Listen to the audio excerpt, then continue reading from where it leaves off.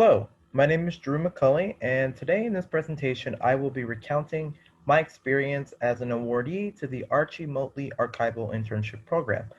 During this program over the summer, I participated in an internship with the Chicago History Museum with a close collaboration with the Black Metropolis Research Consortium, as well as a recent graduate from DePaul University studying economics. So I decided to participate in the program, or rather, the program was appealing to me because as I was finishing up my undergraduate, I felt that I was lacking a bit uh, understanding of Black histories, and I wanted to spend the summer really getting kind of a nice grounded understanding of Black struggles as well as Black history more generally. Now, of course, the internship came during the summer in the wake of the recent George Floyd protests over racial police violence in Black and Brown communities. And given the recent news, I felt it an opportunistic chance to really look to history for some insight and to kind of make sense of the recent social unrest. And hence why I was more encouraged to apply. And to my surprise, I was selected to participate in the internship. So, a little bit about the collection that I worked on while I was at the Chicago History Museum, albeit remotely. So, a little bit of information about the collection that I worked on, and before diving a bit into the kind of work specifically. So, a little bit about the collection. The collection is named after photographer Ray Flerlage. He was born in Cincinnati, Ohio. That's one thing that Ray and I both had in common. We're both from the great state of Ohio. And he moved to the south side of Chicago in 1944. So during this time, he was primarily documenting photographs of Chicago's blues scene in the 1950s and the 60s. And during that time, there was much racial strife and discrimination plaguing many of the Black communities in Chicago. And so, disregarding some of the racial ignorance and fear from his white peers, that essentially brought Ray to the forefront of Black Chicago's blues scene. And during his time in Chicago, he primarily did promotional work for record companies. He lectured at multiple universities, as well as conducting various reviews for magazines and newspapers. And although these odd jobs, for the most part, paid the bills, he did not accept his first professional permanent role until 1959, depicting the blues artist Memphis Slim, his new album cover, Folks Way Records.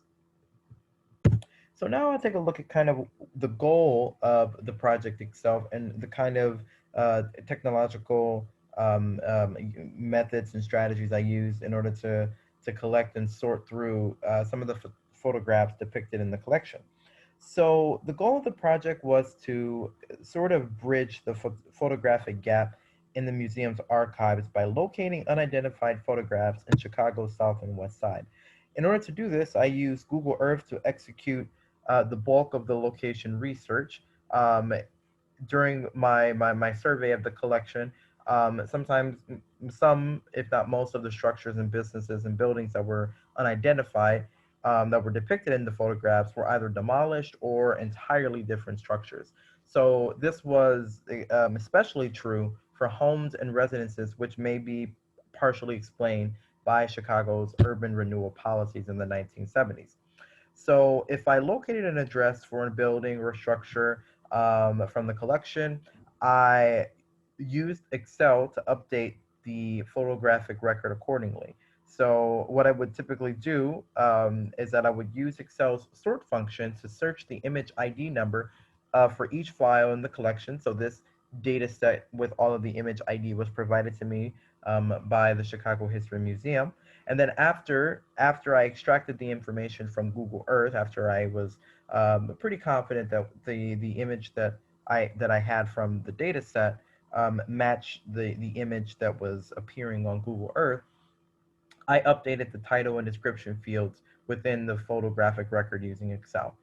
And I've also included at the end of the presentation a link to the metadata, where all the work from the presentation was, or from the project more broadly, is published on the Chicago History website. And so again, some of the technology that was used in order to complete the project included Google Earth and Excel, but we also used Google Classroom as a way to communicate and collaborate with other interns at the Chicago History Museum who mostly had different types of projects that we were all working on respectively. However, it was a platform for us to respond to content posted by staff from the museum, and as well to engage in a conversation about some of the recent protests and activity that were taking place during the summer of 2020. And also, I like to point out the difficulty really in conducting location-based research for archival material that has yet to be identified. I was actually given an assignment as part of the last chunk of my project, uh, to kind of identify images in which I was given no prior data set or any other pertinent information about the image. So it was kind of, again, I put the title intern or lab rat to kind of describe my reaction to my manager when after working on this last chunk of the project for a couple hours no, with no real results. She later revealed to me that I had been a part of an experiment to highlight the idea that location research can be exceedingly difficult without any preliminary information to go on. So I'm sure you can imagine my surprise when I was kind of felt like a lab rat. But anyway, moving on.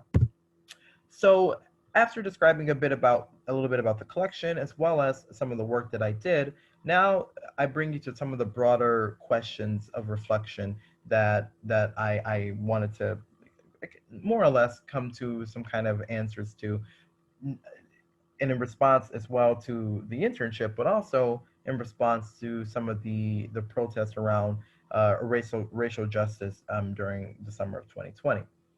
So, working with the Chicago History Museum collection, it depicted Black musicians and blues music in the 1950s and the 60s, and this was a time of great turmoil.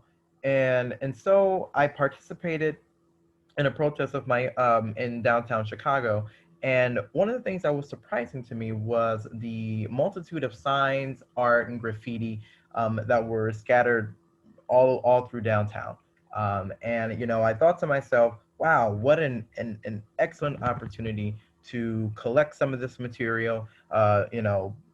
Put together some kind of product, maybe even contribute to an exhibit at the museum. And so one of the questions that I had posed to the staff at the Chicago History Museum during one of our intern meetings was that, is the museum taking advantage of this time? Are they collecting the material that we see? Is it being done with haste? We're literally living history right now down the street. Why are we wasting time in a Zoom meeting when we could be collecting signs off of Wacker Drive in downtown Chicago? And to my surprise, in response to this question, one of the staff members reminded us of the importance of ethical collection. This idea that you need to, uh, yes, collect artifacts in order to interpret, to help others in the future interpret the time that we're living in. But it's important to focus on how that collection is being done and whether it's being done in a way that promotes privacy, that is safe, and as well as preserving the dignity of the community. And so, as an example, one of the unintended consequences that can occur from from not keeping this care in mind is that you could, for example, take an image of protesters, and then that image be used um, um, for purposes that were not intended for their use. So, for example, there's been documented cases of police departments using artificial face recognition technology to identify people in protesting crowds and use that to actually put people into unmarked vans and drive them away, hence to just highlight the crazy times we're living in right now. And so that's, of course, that may be an extreme example, but one of many, if ethical collection is not continuously in mind. um, the next broader reflection that I had over the summer came up as it relates to Confederate statues.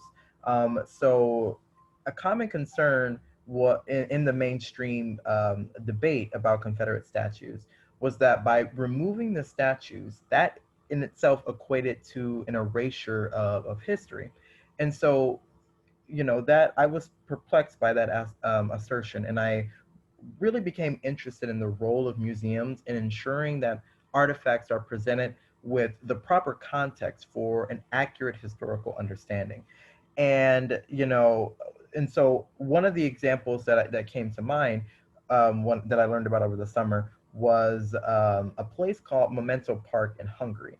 So here you see statues of Soviet officers from Hungary's communist period from 1949 to 1989, and they are, of course, you can't really tell from the image as much, but they are situated in relation to other objects and exhibits that serve collectively as contextualized history.